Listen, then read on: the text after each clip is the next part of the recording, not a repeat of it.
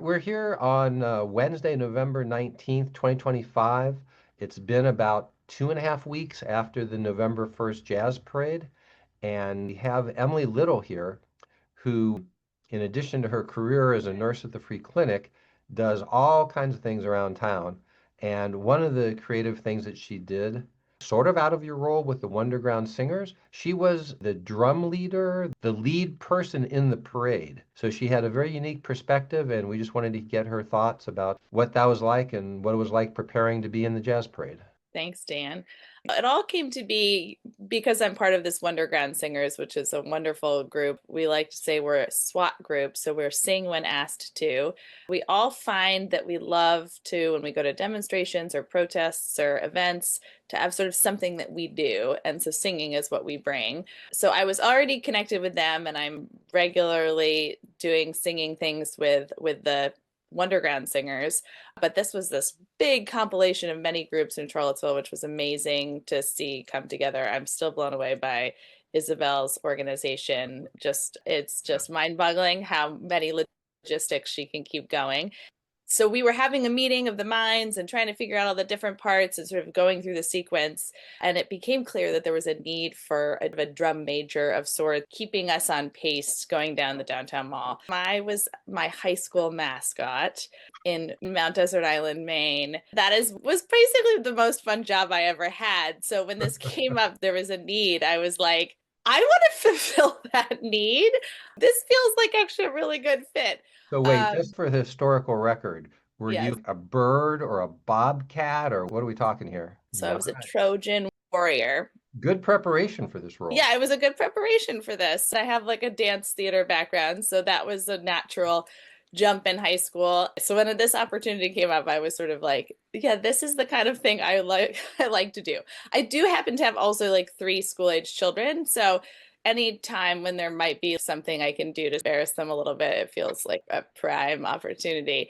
So anyway, so I offered my skills, whatever that may be. And it's interesting, when I said, yes, I will do this, I was initially thinking about the fun part, the parade part, the Saints go marching in, dancing around. I was, oh, like I am ready to do that. That was the part that I was sort of cued into more.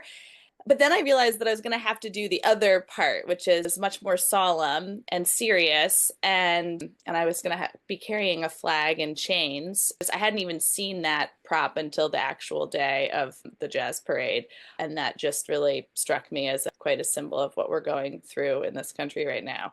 So then I had the opportunity to lead the parade, and I had not prepared for that as much, but actually ended up being almost for me the more powerful piece. And part of that was because I was the first person in the jazz parade. So I got to watch the downtown mall, Charlottesville, react to this. What is this? Let me just jump in for people who Yeah. weren't there. This is 105 marchers. There's musicians and actors in costume. The musicians, a brass band and drummers, trumpets, and Emily is in the lead. She's the first person everyone is seeing as they're seated on the downtown mall or walking by or whatever. Okay, setting the scene for you. Thank you. So, and we were all in black. So it was very much a mournful thing. The one thing that had prepared me for that, though, was that actually in 2019, 6 months before the pandemic, Craig and Cleo, who are the leaders of the Wonderground Singers, and I and a bunch of other people had done this weekly climate funeral down the Hmm. mall. We'd walk the mall in a funereal way. So I did have like some idea of what that was going to feel like. I love protests. I think there's a huge place for protests, but there's something about creative energy of the jazz parade. Instead of being like, oh, they're yelling at me, I don't want to be engaged, it's more of a curiosity of the audience. And the audience doesn't know they're an audience until that moment they become an audience. And they're really almost part of it too. There's not as much separation as there would be in a typical performance. I love that there's an interaction.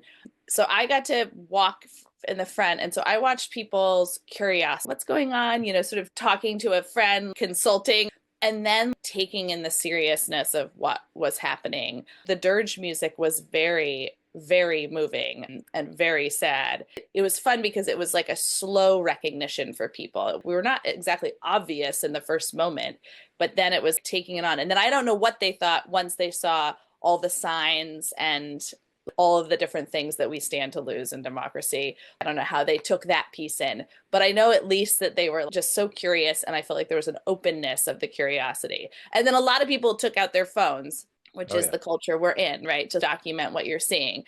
And I don't know that protests necessarily get that same amount of, I want to make sure I document what's going on, whereas like this artistic performance feels different in wanting to sort of capture it. A lot of people would then pick up their phones and take pictures or videos of what was going on. There are a good number of people whose parade. I'll join in.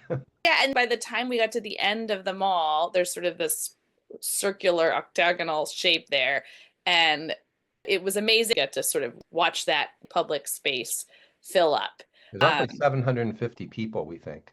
Yeah, and it felt like that whole space was filled. And other people in other places, if they were considering doing something like this, it just was really neat to suddenly fill that space and have it feel like a community space. You didn't have to pay to be part of this performance. It was open to everybody, and that was just such a cool. I had not seen somebody in our town use that particular space in that way. Serendipity, like I'm just minding my own business and suddenly there's a parade and a drama performance showing up for me. Yeah, exactly. Yeah. And I think we all are processing a lot of what's happening. There's so much news that comes in all the time, which I find challenging to sort of filter. And it was so nice to be embodied. And I don't know what it was like for the experience of someone who was unexpected, but I saw a lot of tears, which is what like an embodied theater piece can do for somebody. It's one thing to read the news about it, and it's another thing to see beautiful images around it. And I feel like that helps bring your emotions through about how you're feeling about what's happening in this country, which is a lot to deal with. One of the things you mentioned, people carrying signs. There were 24 tombstone signs that had rest in peace, women's rights, rest in peace, voting rights.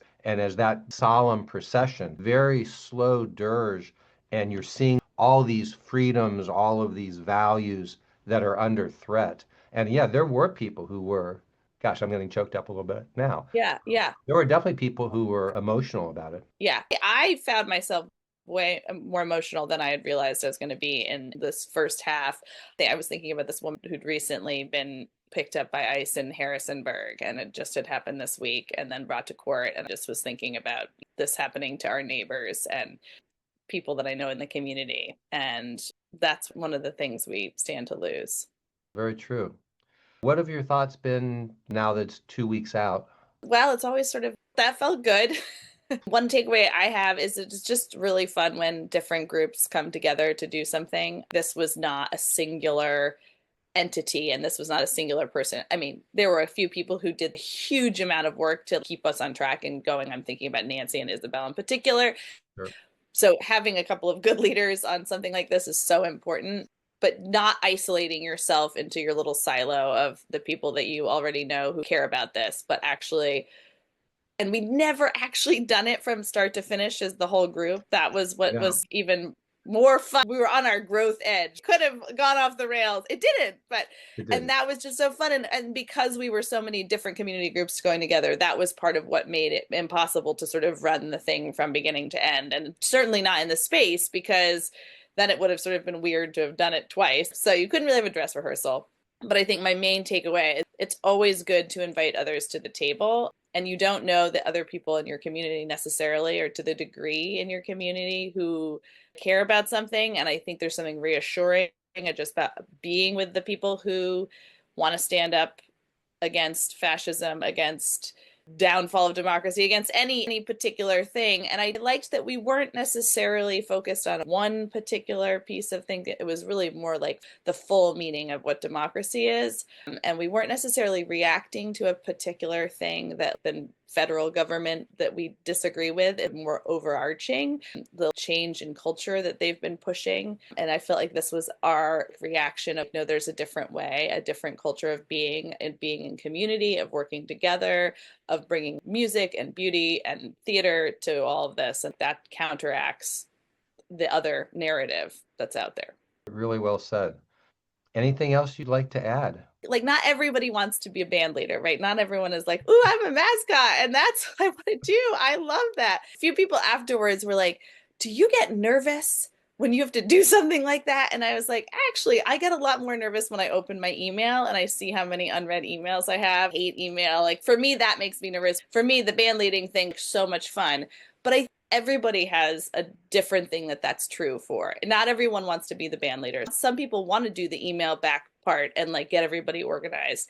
And so finding a group of people where you have diverse things that you're bringing can make something like this so fun, because leaning into the things that you naturally love and naturally want to do alongside other people who are leaning into the things that they naturally want to do, right? Some people are Yeah. the documenters, some people are the performers. Finding people where they appreciate and want you to be who you are, and they get to be who they want to be and are, and that it makes it fun. But there's so many different roles. There's always a role for somebody. Like some of the Wonderground singers, they don't really love to perform and they don't really love to show up at protests, but actually singing has given them this. I have this circle of people. I actually feel like more safe, and I can be a little more introverted actually, because I have this thing that I'm doing and I don't have to figure out what I'm doing at a protest. Finding your role is just a real fun way to do it. Some people paint props, and some Yeah, people make phone calls, and some people pass out water on a hot day. There's always a way to plug in.